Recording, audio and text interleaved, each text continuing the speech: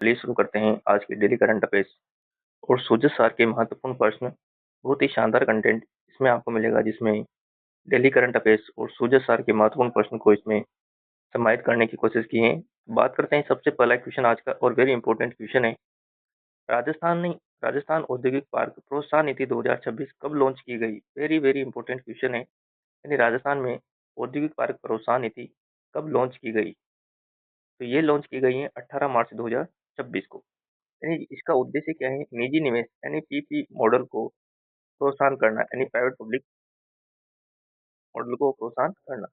पात्रता क्या है? कम से कम 50 एकड़ भूमि और 10 औद्योगिक इकाइयां अनिवार्य इसमें की गई है। यानी कि कब लॉन्च हुई है? 18 मार्च 2026 को। नेक्स्ट क्वेश्चन बात कर लेते हैं इसकी।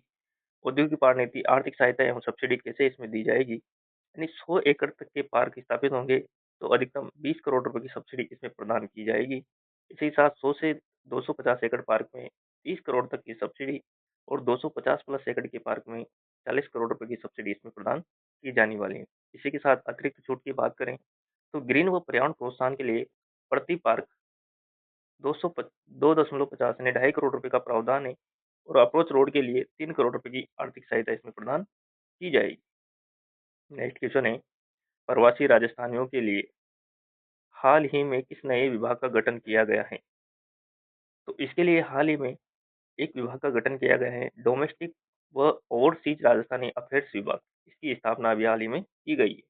यानी जयपुर में आयोजित उद्यमी संवाद समारोह में मुख्यमंत्री द्वारा घोषणा, यानी प्रवासी राजस्थानी दिवस कब मनाया जाता है? 10 दिसंबर को। और नई प्रवासी नीति 2025 में लागू की जा चुकी है। चलिए बात करते हैं नेक्स्ट क्वेश्चन की। इंडो थाईलैंड अंतर्राष्ट्रीय बाल बैडमिंटन टेस्ट सीरीज में भारतीय महिला टीम में शामिल राजस्थान की खिलाड़ी कौन है? यानी कि अभी हाल ही में आयोजित हो रही है बाल बैडमिंटन टेस्ट सीरीज, जो कि कहाँ होने जा रही है? इंडो थाईलैंड अंतर्राष्ट्रीय बाल बैडमिंटन टेस्ट सीरीज में भारतीय महिला टीम में राजस्थान से शामिल खिलाड़ी कौन है? तो वो हो जाएगी खिलाड़ी बैडमिंटन की हर्षिता स्वामी। इसका आयोजन कहाँ होने जा रहा है? पटाया, थाईलैंड में। भारत ने इस सीरीज में पुरुष और महिला दोनों वर्गों में गोल्ड मेडल जीता है। नेक्स्ट क्वेश्चन है, आर्थिक समीक्षा 2025-26 के अनुसार देश के कुल सरसों और राई उत्पादन में राजस्थान का कितना प्रतिशत स्थान है? एग्रीकल्चर से कृषि से संबंधित है, वेरी इंपॉर्टेंट क्वेश्चन है। यानी कुल सरसों और राई उत्पादन में आंकड़ा कब तक का है? आर्थिक समीक्षा 25-26 के अनुसार कितना प्रतिशत रहा है? तो इसके तहत राई और सरसों उत्पादन में राजस्थान ने 43.43% यानी 43.43%।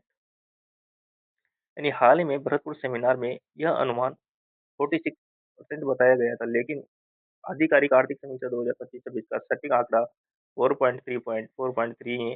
राजस्थान का देश में इनके उत्पादन में, यानी राई और सरसों के उत्पादन में फर्स्ट रैंक हासिल करता है। राजस्थान का कृषि में स्थान एक नज़र में देख लेते हैं। सरसों और राई में फर्स्ट रैंक आ जाती है, जीरा उत्पादन में भी फर्स्ट रैंक, और चना में थर्ड रैंक हमारी हो जाती है। नेक्स्ट बात करते हैं, 100% दिव्यांगता वाले व्यक्तियों को नियमित पेंशन के अतिरिक्त कितनी मासिक आर्थिक सहायता दी जाएगी? यानी कि जो व्यक्ति 100% दिव्यांगता वाले व्यक्ति हैं, उन्हें नियमित पेंशन के अलावा अतिरिक्त मासिक आर्थिक सहायता भी दी जाएगी। तो वह दी जाने वाली है 1000 रुपये प्रति माह। राजस्थान के प्रमुख दिव्यांग विश्वविद्यालय कौन कौन से हैं? बाबा आमटे दिव्यांग विश्वविद्यालय, जो कि जामडोली जयपुर में स्थापित है। इसी के साथ महात्मा गांधी दिव्यांग विश्वविद्यालय, जो कि जोधपुर में स्थापित है।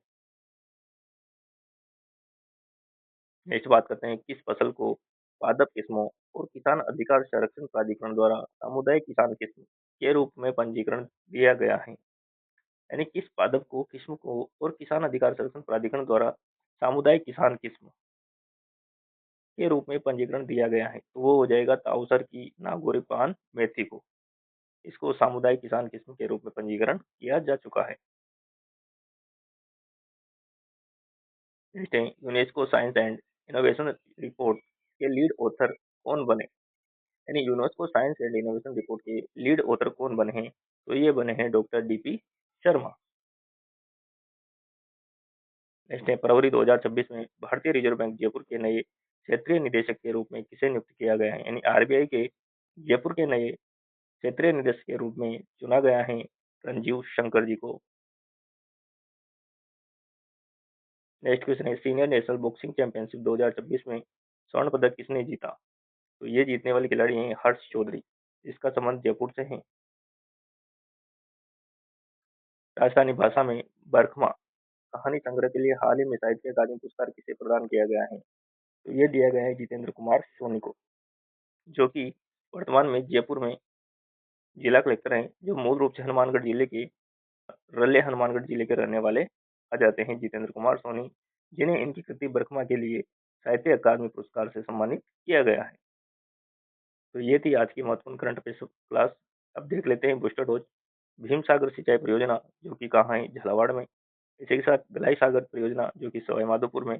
नारायण सागर जो कि ब्यावर में, पूर्व में अजमेर में थी। इसी के साथ माता जी का खेड़ा जो कि राजसमंद में। और लून झील जो कहाँ पड़ती हैं? बीकानेर में। नेक्स्ट बात करते हैं सांस्कृतिक, जो पुराने प्रश्न पूछे गए हैं।